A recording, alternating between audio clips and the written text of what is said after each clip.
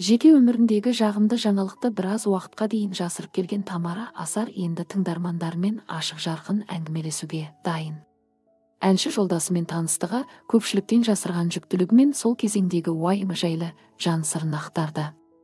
Ол жүкті екенін білгенде қорыққанынан қуана алмағанын жеткізді.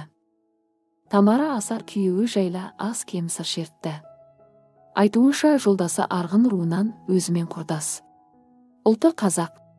Бәрі түрі суық дейді, өзіме жып-жылы. Ұлты таза қазақ. Жүрегі өте қазақша, тілі де болар бұйырса деді әнші. Тамара Асардың таңдаған жарының есімі Жұмаш, кәсіпкер азамат. Екеуі Шымкент әуежайында танысыпты. Мынау сол сәт.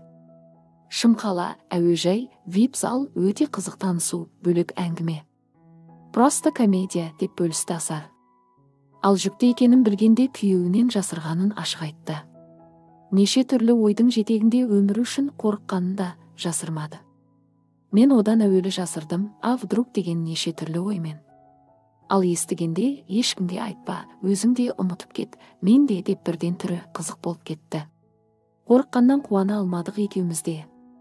Әйтеуір кім болса да дені сау сәби күттік, менің аман қалуымды екеуміз де көп ойладық. Бірақ үндемей жүрдік деді Тамара Асар. Әншінің айтуынша қызы Ажар әкесінің копиясы. Сондай-ақ өнер иесі тұңғыш ұлы мен күйеуі арасында жылы қарым-қатынас орнағанын қуана бөлісті. Әкелік достық, сыйласу деп ойлаймын. Олардың менен құпиялары көп сияқты, өзара шешіп жатады, шүкір. Әйтеуір мен уақытылы тамақ берсем болды деп ағынан жарылды әнші.